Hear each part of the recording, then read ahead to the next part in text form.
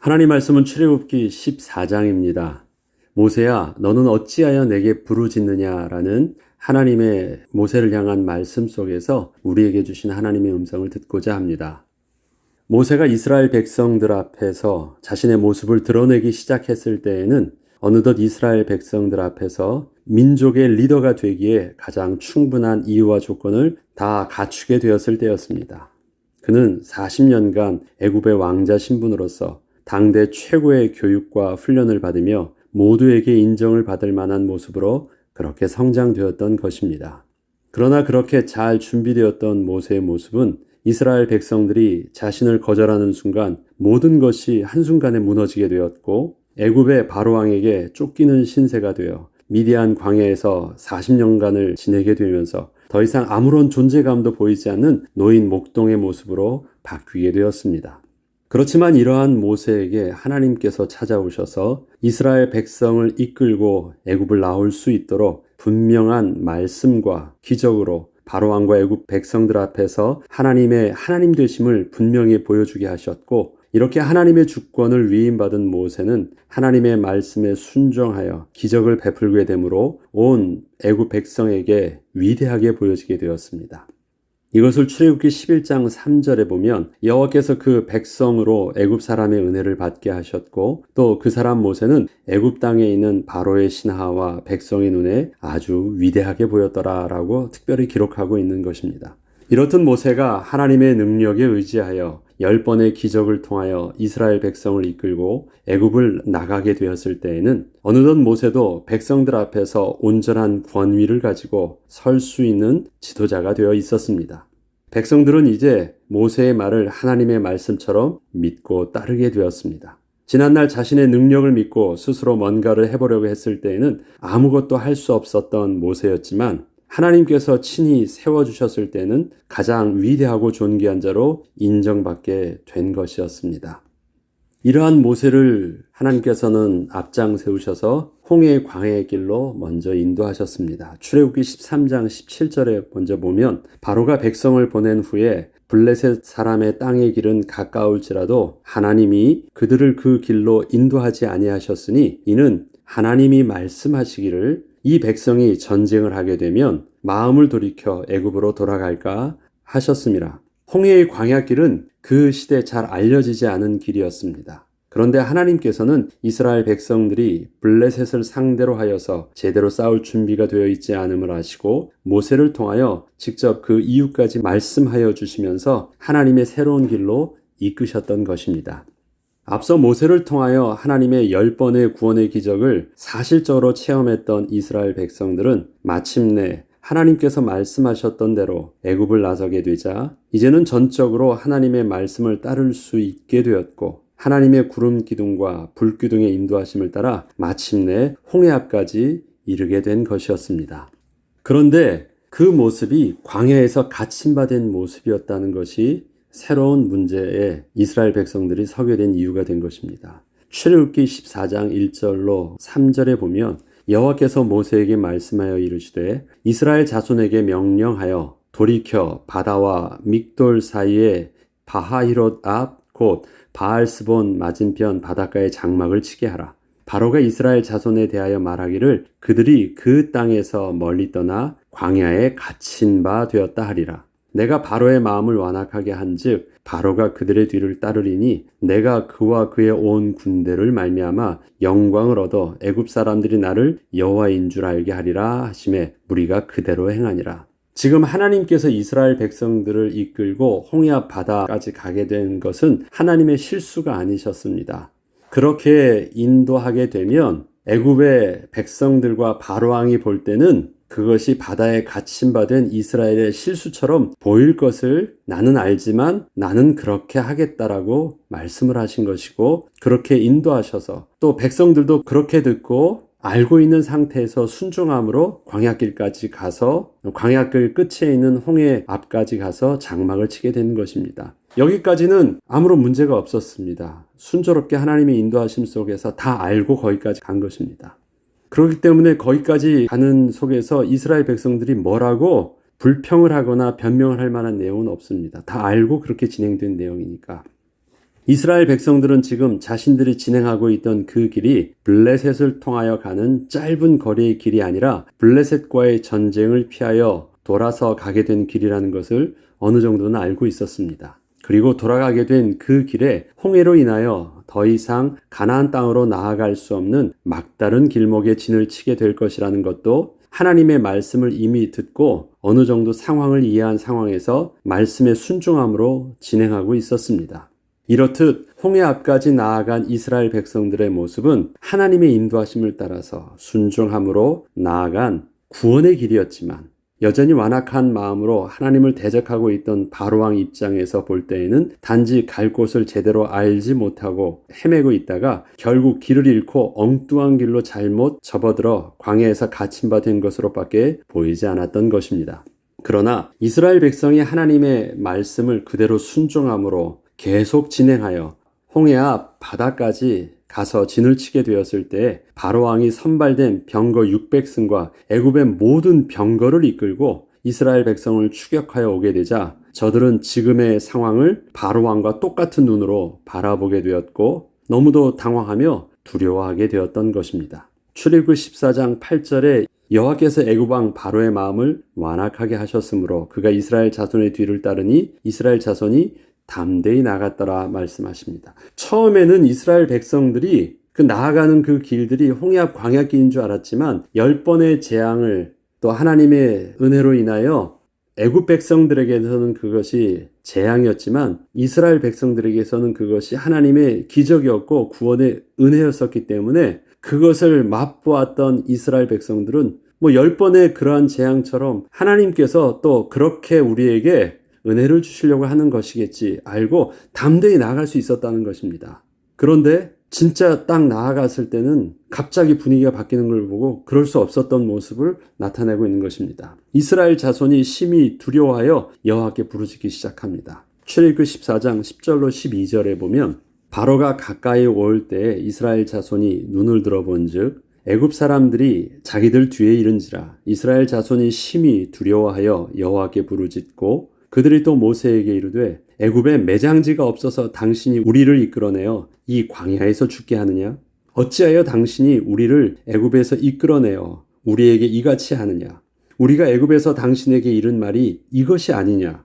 이르기를 우리를 내버려 두랴. 우리가 애굽 사람을 섬길 것이라 하지 아니하더냐? 애굽 사람을 섬기는 것이 광야에서 죽는 것보다 낫겠노라. 홍해 앞에 나오기 전까지 이스라엘 백성들이 겪었던 애굽의 재앙들은 어떠한 절박한 위험 상황이 직접적으로 다가왔던 것은 아니었습니다.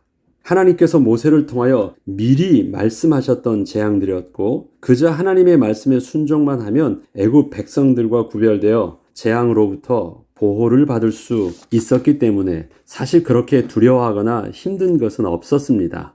그러나 이번 상황은 아주 차원이 달랐습니다.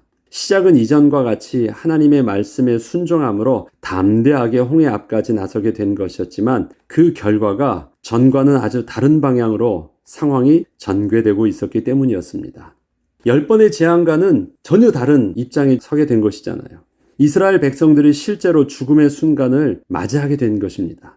그동안의 재앙들은 정말 심각한 재앙이었고 무서운 재앙들이었지만 하나님의 은혜로 인하여 자신들이 재앙의 주체가 되어 직접적으로 마주했던 재앙들이 아니었기에 그저 남들 속에서 발생하고 있던 것으로 강 건너 불구경하듯 관념 속에서 느꼈던 재앙들이었지만 이제는 그 죽음의 재앙이 남들의 이야기가 아니라 자신들이 직접 재앙의 주체가 되어 있었기에 저들은 처음으로 죽음의 두려움 앞에서 사실적인 반응을 하게 된 것이었습니다.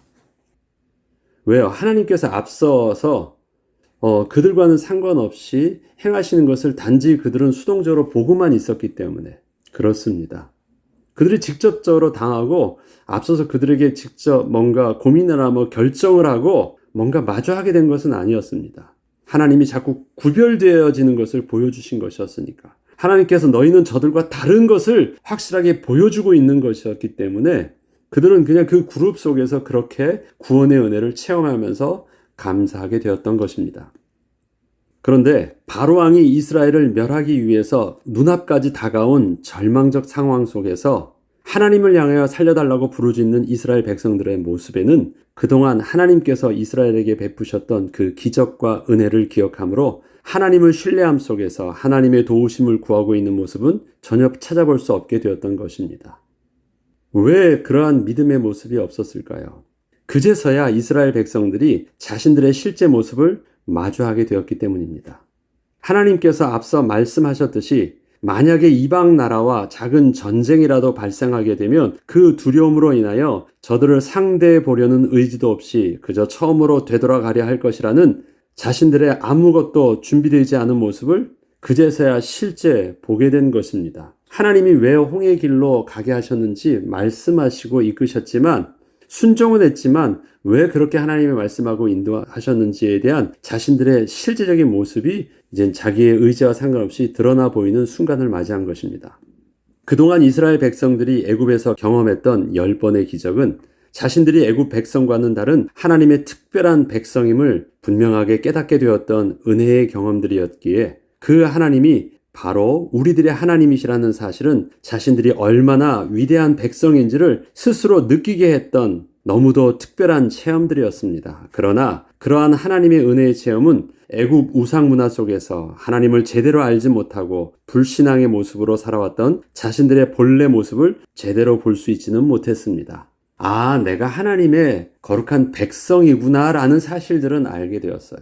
저들과 다른 하나님의 구별된 백성이라는 사실들은 그 응답을 통해서 또 구원받은 기적을 실제 체험함으로 알 수 있었지만 그러한 하나님을 아는 지식이 내가 어떠한 수준의 모습인지는 알 수 있지 못했습니다. 그거와는 또 다른 문제였습니다. 그래서 그들이 착각하고 있는 것이 있어요.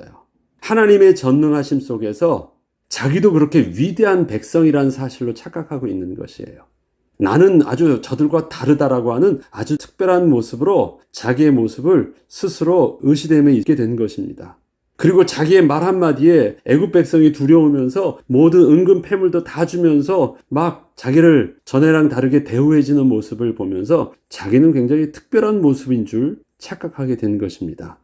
그렇지만 구원은 받았지만 자기의 본래 모습이 그렇게 달라져 있지는 않거든요. 자기가 보지 못했을 뿐입니다. 하나님께서는 그러한 자신의 본래 모습들을 이제는 새롭게 보여주기 시작한 것이었습니다. 홍해 앞에 선 이스라엘 백성들은 바로왕으로 인하여 그동안 자신들도 모르던 그 속에 감춰져 있었던 자신들의 본래의 모습을 스스로 드러내 보일 수밖에 없었습니다. 이건 자신들도 제대로 알지 못했던 그 모습이었습니다. 그런데 그 모습을 자기 입술의 불평과 원망과 두려움의 말들을 통해서 입을 통해서 자신의 모습을 제대로 볼 수 있도록 드러내 보여졌던 것입니다. 저들의 실제 모습은 10가지 재앙의 고통을 당했던 애굽 백성들과 전혀 다를 것이 없었습니다. 애굽 백성과 다르게 특별히 하나님의 택함을 받고 구원의 은혜를 받을 만한 이유가 저들의 수준 속에서는 전혀 찾아볼 수 없었던 것입니다. 분명히 달라서 구원을 받았는데 달라서 구원받을 수밖에 없었던 그 수준의 모습은 전혀 없다라는 것을 하나님이 보여주신 것입니다. 구원은 받았어요. 다르다고 하나님께서 하셨어요. 그런데 내가 특별히 하나님의 구원을 받을 만한 그 다름의 모습은 전혀 없었다라는 것을 보게 하여 주신 것입니다. 저들의 수준은 어떻습니까? 모세에게 이르되 애굽에 매장지가 없어서 당신이 우리를 이끌어내어 이 광야에서 죽게 하느냐? 어찌하여 당신이 우리를 애굽에서 이끌어내어 우리에게 이같이 하느냐? 말들이 지금 이렇게 말할 때가 아니죠. 이러한 상황 속에서 하나님께 부르짖는 저들의 기도는 기도가 아니라 그저 살려달라는 절규 그 이상은 아니었습니다. 우리를 내버려 두라. 우리가 애굽 사람을 섬길 것이라 하지 아니하더냐. 애굽 사람을 섬기는 것이 광야에서 죽는 것보다 낫겠노라. 그들이 처음에 나올 때는 어떻게 했냐고요. 우리는 하나님의 백성이기 때문에 애굽 사람을 섬기는 것이 아니라 하나님을 섬겨야 됩니다. 그래서 우리는 나가야 됩니다. 라고 나왔는데 이젠 반대로 뭐라고 말합니까? 아니야, 우리는 여전히 애굽 사람을 섬기는 자야. 그렇게 말을 하고 있어요. 이게 본래의 그들의 모습이었던 것입니다. 이때 모세는 저들을 향하여 너희는 두려워하지 말고 가만히 서서 하나님이 행하시는 구원을 보라라고 말하여 줍니다. 출애굽기 14장 13절로 14절에는 모세가 백성에게 이르되 너희는 두려워하지 말고 가만히 서서 여호와께서 오늘 너희를 위하여 행하시는 구원을 보라. 오늘 본 애굽 사람을 영원히 다시 보지 아니하리라. 여호와께서 너희를 위하여 싸우시리니 너희는 가만히 있을지니라. 모세는 지금 위기의 상황 앞에서 떨고 있는 이스라엘 백성들을 향하여 유일하게 하나님을 신뢰하는 모습으로 이스라엘 백성들 앞에 서서 하나님만을 신뢰하라고 외치고 있습니다. 역시 모세는 다른 것 같습니다. 그런데 이러한 모세를 향하여 하나님께서는 즉시로 그 다음 절을 통하여 말씀하시는 것을 보면 이렇습니다. 출애굽기 14장 15절로 18절에 보면 여호와께서 모세에게 이르시되 너는 어찌하여 내게 부르짖느냐? 이스라엘 자손에게 명령하여 앞으로 나아가게 하고 지팡이를 들고 손을 바다 위로 내밀어 그것을 갈라지게 하라. 너는 어찌하여 내게 부르짖느냐 하시면서 가만히 있지 말고 이스라엘 자손에게 명령하여 다시 진행할 수 있도록 대열을 갖추고 앞으로 나아가게 하라고 말씀하시면서 모세는 지팡이를 들고 손을 바다 위로 내밀어서 홍해가 갈라지게 하라고 말씀을 하나님께서 그렇게 말씀을 하시는 것이었습니다. 좀 앞뒤의 말이 모순적이지 않습니까? 모세는 믿음으로 잠잠히 있어 하나님이 행하시는 구원을 보라고 하면서 백성들과 하나님 앞에서 자기는 좀 다른 믿음 있는 모습으로 이렇게 섰던 모세에게 하나님께서는 책망을 하시거든요. 너는 어찌하여 내게 부르짖느냐라고. 언제 모세가 부르짖은 적이 있습니까? 그런데 그러한 모세에게 하나님께서는 아주 책망하면서 이스라엘 백성의 수준과 똑같이 취급하고 계신 것입니다. 앞선 10번의 재앙에 있어서는 하나님께서 미리 어떻게 해야 할지 가르쳐 주셨기 때문에 백성들 앞에서 고민 없이 하나님의 말씀대로 지시하며 그러한 자신의 모습을 보여줄 수 있었던 모세였는데 이번 홍해 앞에서는 어떠한 하나님의 말씀을 먼저 들은 바가 없었기에 모세 자신도 사실 이스라엘 백성들과 다르지 않은 모습으로 서 있게 된 것이었습니다. 그동안 그렇게 하나님의 창조의 기적을 보여주므로 애굽의 모든 사람들에게까지 위대하게 보일 정도로 그렇게 인정을 받고 있던 모세였고 지금 그가 했던 말도 하나님을 신뢰하는 마땅한 말이었음에도 불구하고 하나님께서는 모세에게 너도 이스라엘 백성과 다르지 않다고 말씀하셨던 것입니다. 하나님께서는 모세가 이스라엘 백성들에게 했던 똑같은 말로 모세의 침묵이 지금 이스라엘 백성의 절규와 다르지 않다고 말씀하시며 모세가 백성들에게 했던 말과는 정반대로 오히려 일어서서 지팡이를 들고 백성들 앞에 서서 나아가기를 명령하고 홍해 앞에서 손을 들어 바다를 갈라지게 하라고 말씀하여 주신 것입니다. 그렇습니다. 그동안 모세는 앞장을 서서 백성들과는 다르게 믿음이 있었고 또한 백성들 앞에서는 하나님의 기적을 보여주었었기에 지금도 홍해 앞에서 그렇게 자신은 저들과 다른 것처럼 믿음이 있는 말을 하고는 있었지만 모세 또한 백성들과 다름없이 한 번도 그가 겪어보지 않은 순간이 오자 무엇을 어떻게 할지 모르는 상황 속에서 그저 자신의 당황스러움을 감출 수 있는 말을 백성들에게 하고 있었던 것입니다. 백성들 앞에서는 이러한 모세의 모습이 믿음의 지도자의 모습으로 여전히 그렇게 서 있는 척하고는 있었지만 홀로 하나님 앞에서는 무엇을 어찌할지 몰라 두려움 속에서 기도하고 있던 모세의 모습이었던 것입니다. 왜 그렇습니까? 이전까지는 하나님께서 모세에게 미리 말씀하여 주시고 그렇게 행하라고 했어요. 그러니까 걱정이 없었습니다. 그러나 홍해 앞에서는 하나님께서 자, 네가 이젠 홍해 앞에서 이러한 순간이 있을 거야. 그때 이젠 애굽의 바로왕이 오면 너는 손을 들고 또 전에 네가 10번의 재앙에 앞서서 그렇게 지팡이를 들고 기적을 발휘했던 것처럼 너는 또 홍해 앞에서 그렇게 손을 들고 또 바다를 치면 그렇게 홍해가 갈라지게 될 것이야. 그렇게 미리 말씀해 주지 않으셨다는 것입니다. 그러니까 모세는 지금 어떻습니까? 홍해 앞에가 왔는데 하나님께서 자기에게 먼저 이러한 상황을 말씀해 주지 아니하셨고 어떠한 솔루션을 미리 주신 것이 아니셨었기 때문에 그는 갑작스럽게 당황할 수밖에 없었던 것입니다. 그래서 지난번에는 그 하나님의 약속의 말씀을 딱 붙잡고 있었기 때문에 백성들에게 여유 있게 하나님 앞에서 너희는 잠잠히 있어라 믿음으로 이렇게 하라 다 말씀할 수 있었는데 홍해 앞에서는요 뭐라고 말씀할 수 없었던 것입니다. 그렇지만 이제는 자기도 백성들 앞에서 위대하게 보이는 인정받는 또 지도자였잖아요. 그래서 그는 사실 속으로는 똑같은 두려움의 수준이었지만 그가 하나님 앞에서는요 하나님 나 어떡해요? 나 어떡해요? 지금 상황이 너무 급해요 하고 있는 그의 모습을 하나님께서 모르지 않으셨던 것입니다. 그래서 하나님께서는 모세에게 그렇게 책망하면서 말씀하셨습니다. 이것은 하나님과 모세만이 알 수 있는 대화예요. 모세도 부인할 수 없었던 자기의 모습을 하나님이 드러내 보이시면서 해주셨던 말씀입니다. 그러면 지금의 모습은 어떤 것입니까? 이스라엘 백성들의 수준과 모세의 수준이 같습니다. 하나님이 침묵하고 계실 때 아무것도 몰라서 두렵고 떨리는 모습, 하나님이 붙잡아 주지 않으셨을 때, 하나님의 약속의 말씀을 그들이 붙잡을 수 없었을 때의 모습은 이스라엘 백성들이나 애굽 백성의 모습이나 다를 바 없는 수준이었던 것입니다.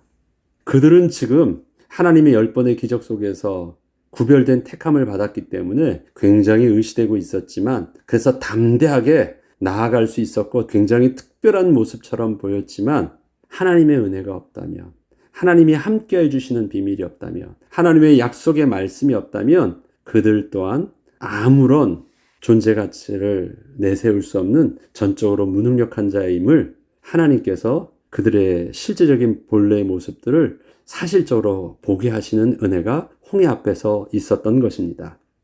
이렇듯 하나님께서는 가나안을 향하여 첫 발을 내디디는 백성들에게 진정으로 자기의 모습을 내려놓고 하나님을 의지함으로 출발해야 함을 이렇게 보여주심과 동시에 모세에게도 이제는 하나님을 의지함으로 온전히 하나님이 주신 영적 권위의 리더십을 올바로 발휘할 수 있도록 홍해 앞에서 저들을 서게 하사 저들의 실제 참모습을 보게 하신 것이었습니다. 앞으로 가나안의 정복까지 나아가는 길들은 무엇을 알아야 될까요? 이스라엘 백성들이 먼저 하나님의 말씀을 의지함으로 믿음으로 나아가야 하는 길, 또 모세 자신도 하나님이 주신 영적인 권위를 온전히 붙잡고 온전히 영적인 리더십을 믿음으로 발휘해야 되는 지도자가 되어야 되는 모습 하나님께서 보여주셨습니다.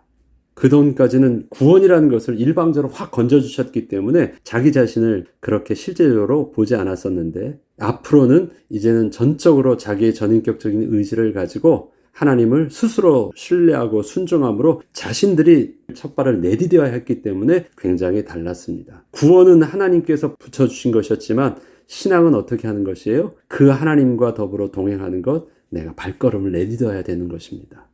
우리가 하나님께 나아가 찬양과 감사를 드릴 때 단순히 하나님이 행하시는 기적과 하나님의 위대하심과 전능하심만을 찬양하는 것만으로는 온전한 예배를 드릴 수가 없는 것입니다.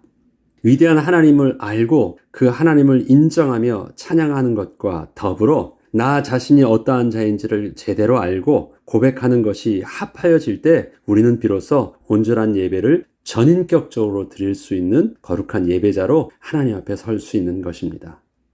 우리가 성인이 되고 어른이 된다는 것은요, 어린아이와 다른 것이 있죠. 부모를 떠나게 됐을 때 우리에게 맞닥뜨려지는 여러 가지 모습들을 얘는 스스로 감당하고 스스로 자기가 선택과 결정하는 모습으로 또 책임을 붙잡는 모습으로 서게 되는 것, 그것이 본래 어른된 모습이고 장성한 인격적인 모습으로 갖춰지는 것이잖아요. 우리가 하나님께 예배할 때도 바로 그러한 모습인 것입니다. 이와 같이 하나님의 거절할 수 없는 그 은혜로 인하여 구원함을 받은 우리였지만, 이러한 하나님의 구원의 영광을 누림과 더불어 하나님께서는 또한 광야와 같은 우리의 삶의 현실 속에서 마주하게 되는 고난의 모습 속에서도 하나님은 우리를 하나님만을 온전히 섬길 수 있는 거룩한 백성이 되도록 인도하여 주시고 있는 것입니다. 그 새로운 은혜의 여정 속에서 내가 보지 못했던 실망스러운 나의 모습을 보게 되는 일이 있더라도 결코 낙심하지 말고 이러한 자신의 모습을 정직하게 내어놓고 더욱 하나님의 은혜를 구함으로 하나님 앞에 나아가는 거룩한 백성의 모습으로 오늘도 저와 여러분이 서야 되겠습니다. 혹시 오늘 우리의 모습 속에서 나 자신도 모르는 실망스러운 나 자신의 모습을 보게 될지라도 하나님이 이러한 홍해 앞과 같은 절박한 상황 속에서 나 자신의 본래 모습을 정직하게 보게 하시는구나. 이러한 나를 하나님께서 사랑하시고 그리스도를 보내셨고 구원의 은혜를 입게 하셨고, 그래서 오늘도 성령으로 함께 하셔서 나 자신을 이끄시는 것이구나. 하나님, 나 본래 이렇습니다. 오늘도 연약한 내 모습을 깨닫게 해주셔서 감사합니다. 오늘도 나는 그리스도의 은혜가 필요합니다. 오늘도 나는 성령의 도우심이 필요합니다. 오늘도 이러한 나의 마음과 생각을 또 위로하여 주시고 붙들어 주시고 또 힘 주시고 다시금 일어나서 하나님께 나아갈 수 있도록 오늘도 도와주세요. 하나님을 오늘도 나의 아픔 속에서도 부끄러움 속에서도 하나님을 찬양합니다. 그렇게 고백함으로 또 은혜의 발걸음을 시작하는 저와 여러분 되길 주의 이름으로 축복합니다. 기도하겠습니다. 하나님, 그렇습니다. 어린아이 같을 때는 참 좋은 것으로 하나님의 영광만 내게 보였고 나를 통해서 영광만 드러나게 하셨습니다. 그러나 우리에게 거룩한 예배자가 되게 하는 것, 그래서 신령과 진정으로 하나님 앞에 온전히 예배드릴 수 있는 본래 축복의 모습으로 서게 하는 것, 하나님은 그러한 모습으로 우리를 자라게 하시기까지 하나님의 인도하심을 오늘의 우리의 삶의 모습을 통해서도 계속하게 하여 주심을 감사를 드립니다. 그 모습이 나를 실망케 하여도 하나님 악한 사단의 궤계에 속지 않게 하시고 여전히 주님 앞에 은혜의 보좌 앞에 담대히 나갈 수 있는 축복을 성령 하나님의 도우심을 따라서 누리게 하여 주시옵소서. 감사드리며 우리 주 예수 그리스도 이름으로 기도합니다. 아멘.